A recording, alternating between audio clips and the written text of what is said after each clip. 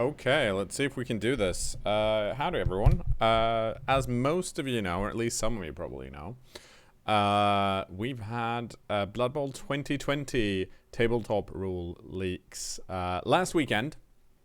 Actually, if you're watching my semi-daily content, there'll soon be videos where I react to it. But it happened last weekend.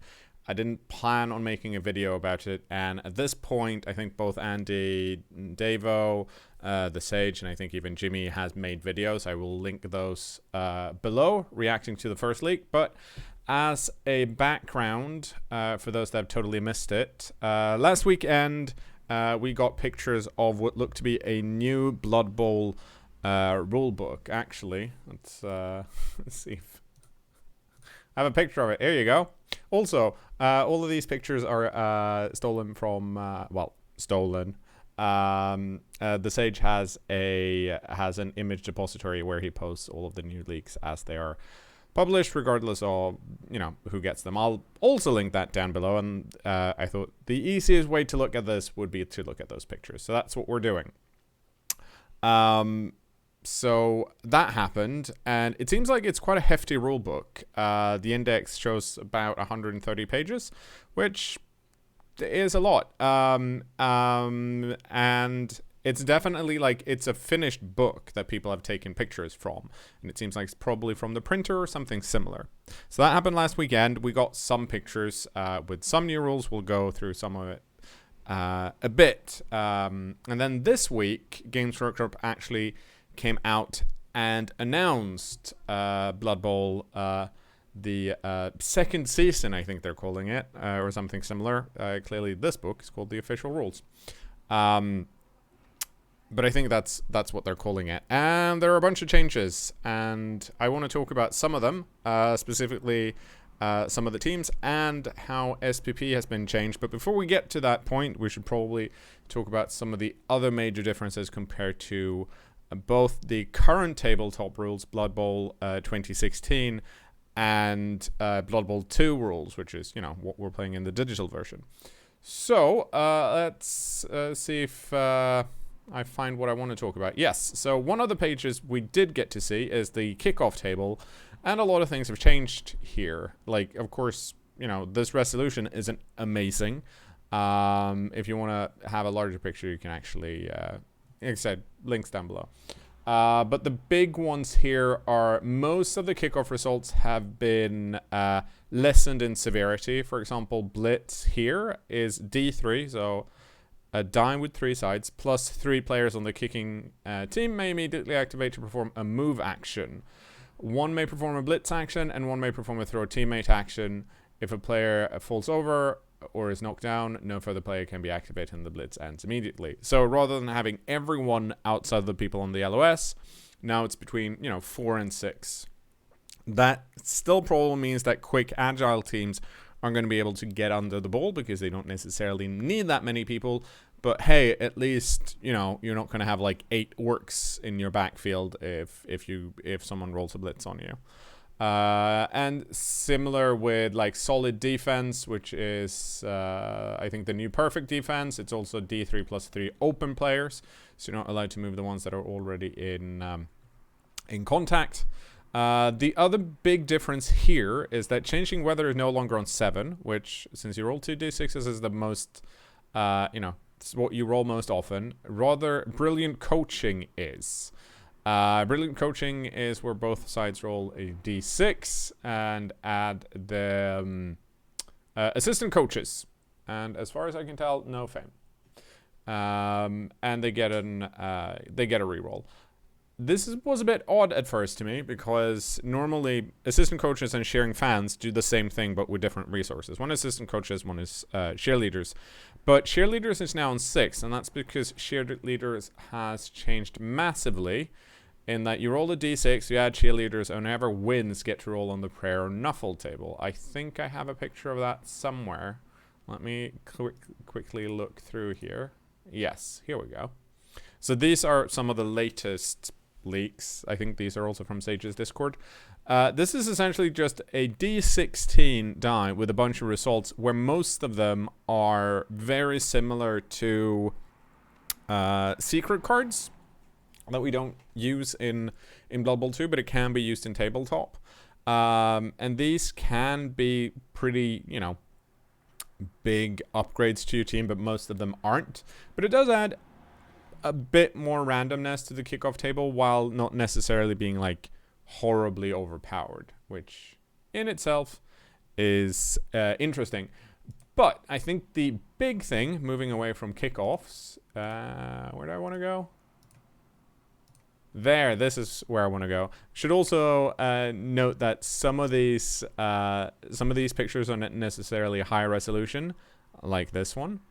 But passing is now a new stat. So you have movement, agility, movement, strength, agility, passing, and armor value, which is a pretty significant nerf to agile teams, because as we'll see when we look at the revealed, leaked, and announced teams, that even if you have a team that's mainly agility 4, there's very few pieces on those teams that can pass very well, which in turn means that the agility teams like elves and gut runners on Skaven, they can't necessarily move the ball as quickly. They can still do do the pass and handoff. As far as we know, we haven't seen the complete rules yet, but that's the assumption I'm running with.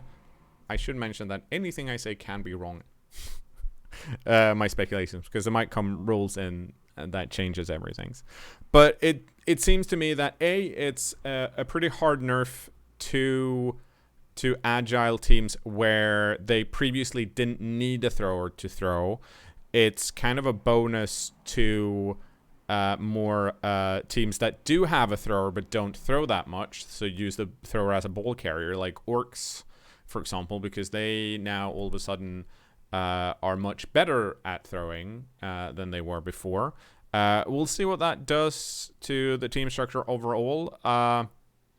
As a self-identified pro elf coach, it seems like a massive nerf to wood elves and less of a nerf to other elf teams, even though a nerf, you now kind of, if you want to do a passing game reliably, you have to buy the thrower, which you didn't previously, and B, and I think this is the big one, at least for me, is that one of the strengths of, for example, pro elves when they want to do a 2-turn touchdown, is that your opponent doesn't necessarily know when you're passing. If you keep the ball in the back with a thrower, you could previously just, I'm going to run up, I have enough movement, do a handoff to someone else, and then use that piece to throw further ahead, because that could, in some instances, be useful.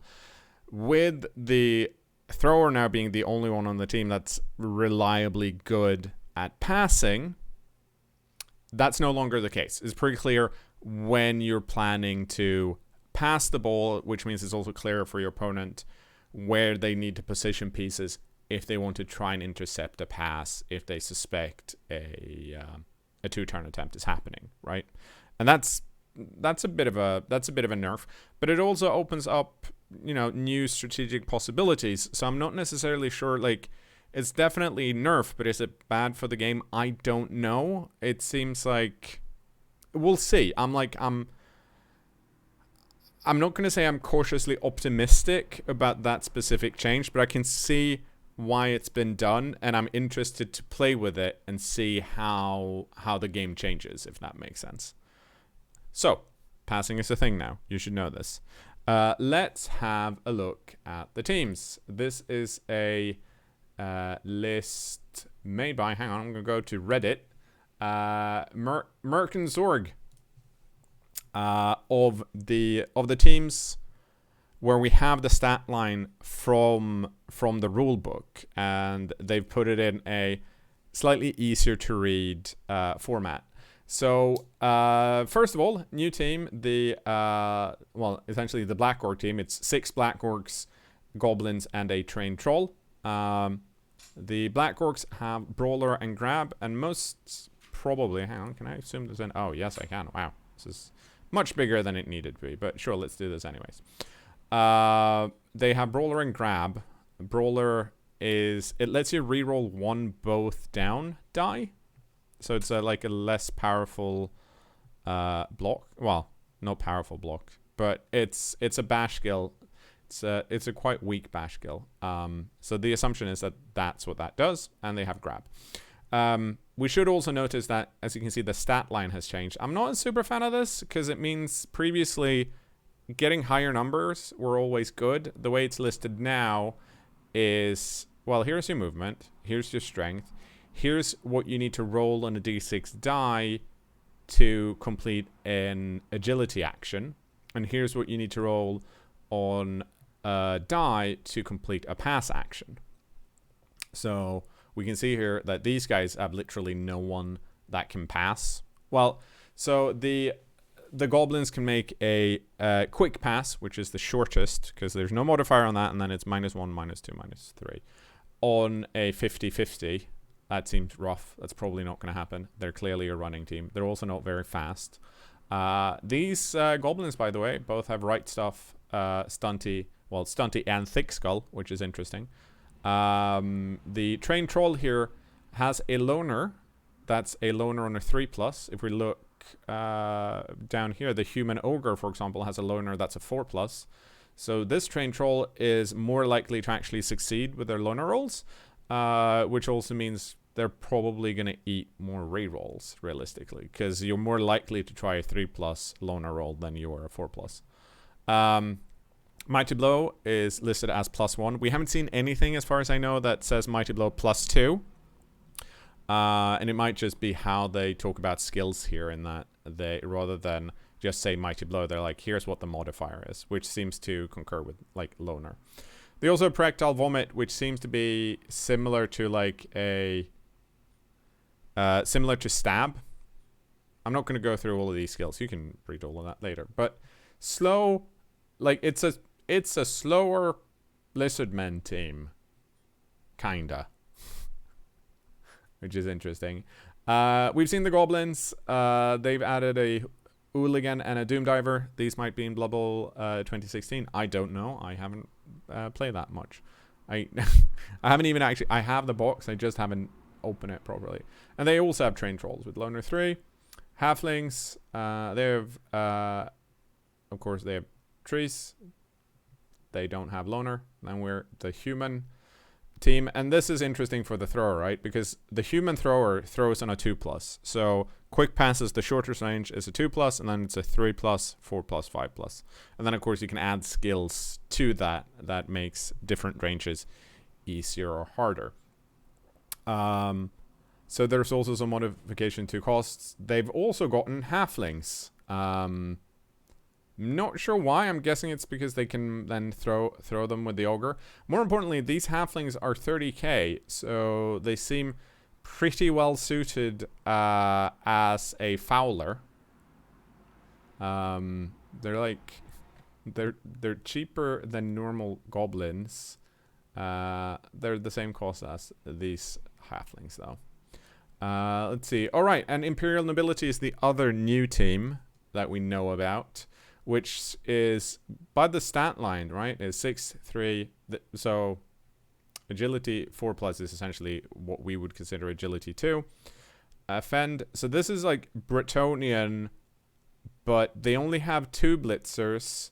They've got added throwers, and then they have 4 bodyguards, which is similar to the blockers they currently have in Blood Bowl 2, but they also have Stand Firm, and they now have an ogre. So I have no idea how well these guys play. Like, it's also, look at this. This thrower throws in a 3+, so it's a pretty comparatively bad thrower. But you know, these guys catch on a 3+ as well. So maybe you do that. I don't know. I don't think so. Because, you know, these guys are not necessarily that fast. They only have 2 blitzers with movement 7, and everything is movement 6. Then we have the mummies. They are not changed that much. I think the big interesting thing here to note is that essentially both the zombies and the mummies here, they can't even pass even if they wanted to. They can probably hand off, right? I mean, I'm sure they can, but they can't pass, like, at all. Other than that, things are mostly similar to what they were before. Costs have probably changed a bit. The rat ogre has a different nega trait, which is animal savagery, which, if I understand correctly, is like wild animal, but also if it fails, it attacks a friendly player that's standing next to it. Which seems like you don't want to stand next to the rat ogre. Which is interesting. It seems really bad. I guess it kind of depends on if it causes a turnover or not. My assumption is that it'd be like the White's Bloodlust, and it doesn't cause a turnover. But considering the armor value of the Skaven, this is probably not something you want to happen to your rats.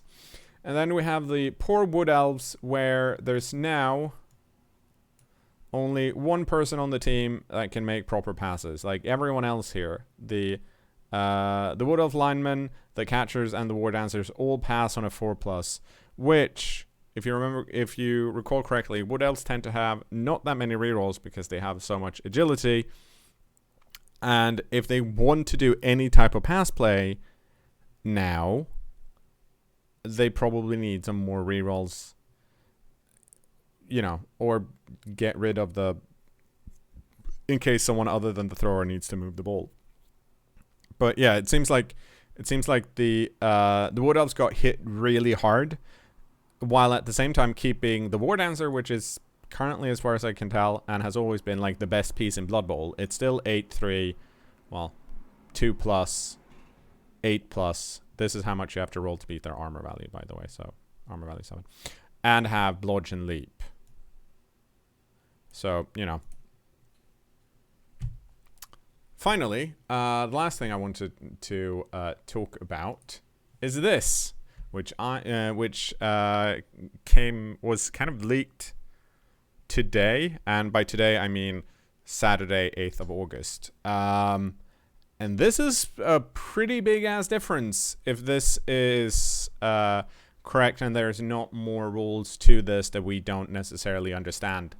What we can see here is that if the way I read this, I guess, is the way I should talk about this, is randomly select a primary skill means that you can spend 3 SPP that one of your players have collected, and then get to randomly select a primary skill. And by primary skill, this is what they're meaning, right? So if we were to look at, say, human lineman over here, they have generals, and then they have agility and strength as secondary skills.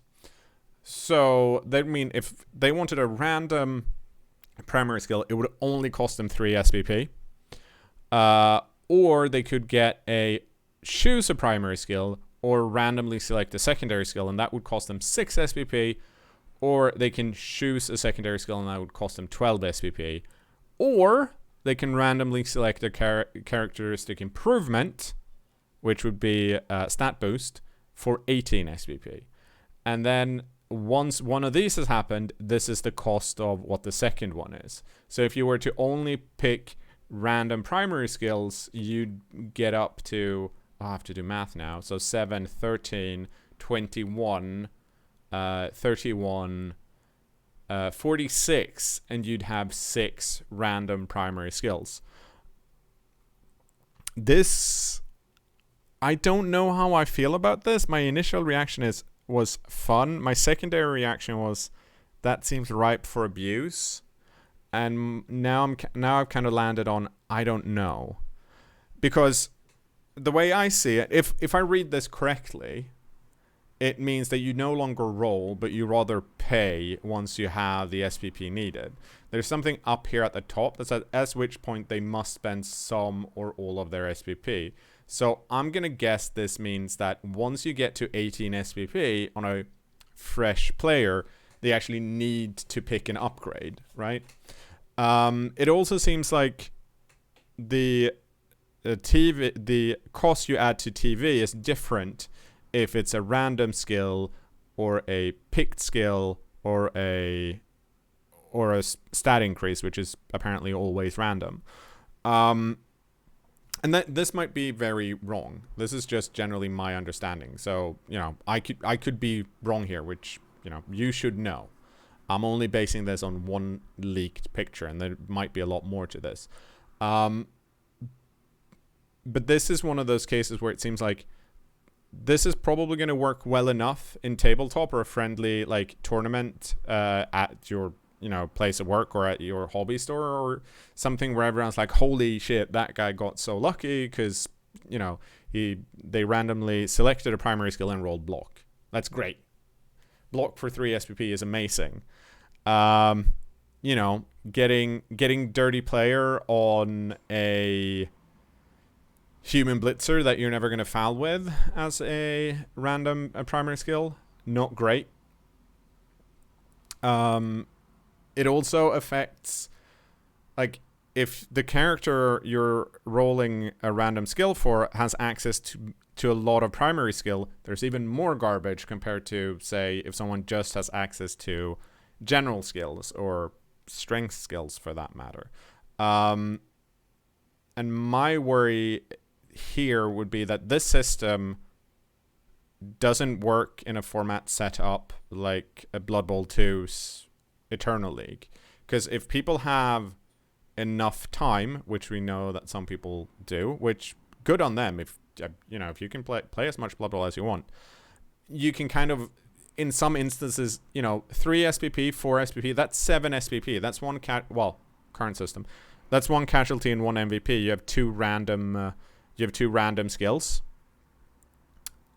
And if you're really lucky, you can get some really good skills on that. Maybe you get block tackle. Excellent.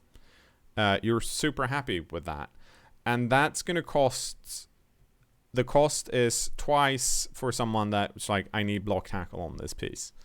And if that then affects your team value, which is the thing I'm actually worried about, if the cost of picking a random skill has a lower impact on the player's team value cost, that means you might run into lower team value teams that have just been really lucky. And that kind of sucks. Especially if you're struggling and you're like, I need to get block on this mummy.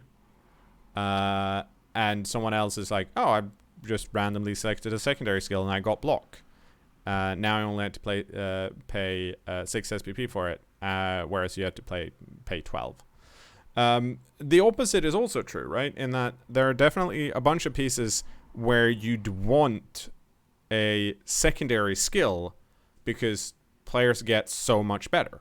Like mummies, for example. Like a mummy with block is great. And maybe you're okay with getting the 6 SPP, getting guard, and then waiting till you get 12 SPP to get block, rather than get stuck on 16 and you have to roll something else and pick stand firm. You're not necessarily as happy with that, which means that they're going at the same time. There's also going to be probably more teams that have, let's say, more perfect skill lineup,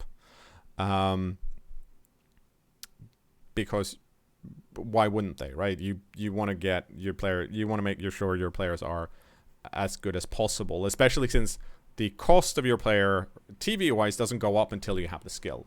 I think the saddest bit here for me is this bit, which is randomly select a characteristic improvement. And I've seen the list of what you have to roll somewhere. I just don't have it available to me now because I'm lazy. But it seems like, by reading this, it seems like you pay this cost first and then you roll for what the stat upgrade is, which, assuming you then have to pick that stat upgrade, seems like real bad, because you might get passing. and you don't want that. Or you might get plus armor value, which might be okay now, because from what I can tell, it doesn't actually increase your your player value as much as plus movement. But depending on the piece, right, and you've seen me do this several times when I roll a stat up, you don't necessarily always want that. But here it seems like, oh, first of all, you have to pay a really high cost, and then you might get something that you don't need, because not all skills are, or not all stats are created equal on all players. It's the same, like, this might be something you're to put on a tree man, because you desperately want plus movement. And then you roll like armor or agility, and you're like, but this isn't going to do anything for me. Which, sure, like, admittedly, I think that's part of the randomly gambling, which can be fun, and that's part of Blood Bowl. Me, personally, I like that bit on the pitch, not necessarily when I try and build the team. I think by rolling and then being like, okay, I wasn't lucky enough to roll a double. Okay, I'm just going to pick with what I knew I could pick. I think that's a more fun experience than this menu selection where I might be like, do I wait here and get 18 and then roll? Which, honestly, I don't think I ever will. Which also means we'll most likely probably see less stat increases for things. Or we'll see more stat increases after, most teams have gotten 1 or 2 skills on some players. I'm rambling. I'm sorry about that. I think this also kind of impacts how certain teams will be played. Like, for example, you don't necessarily want too many skills on your rookie linemen or on your goblins, right? So maybe you just hold your SPP until 18, and if you don't get a good stat up or a useful stat up that you want, you just kick them and you go again. Or you do the opposite of you just after you get 3 SPP, you roll randomly, see if you get what you want, or you kick it because they're easy enough to rebuy. So that's me rambling about the latest leaks. Tell me what you think down below. This has just been me rambling off of the information we have. I think it's important to mention that all of these are leaks. Some things might change. Some things usually change, even if a rule book is written a certain way. There might be erratas. This might be an early version. This specific table might be faked. I have no way of proving what it is. All that we know is that Games Workshop has announced that a new tabletop version with a new rule set is coming out, which is what we suspected after that Blood Bowl 3 leak 2 years ago.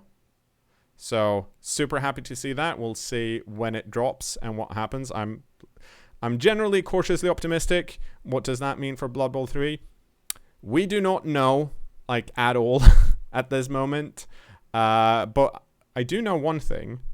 And that one thing is that Cyanide Studio, the developer of Blood Bowl 2, has been tweeting about the team announcements that Games Workshop has done, which I don't think they would do if they didn't want to remind us that they made Blood Bowl 2. So we'll see what that means.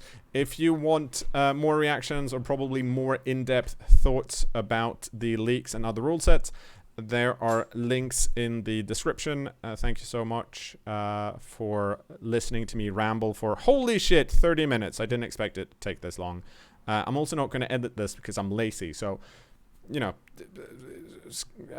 screw you. That's actually not true. I love you all. Goodbye for now.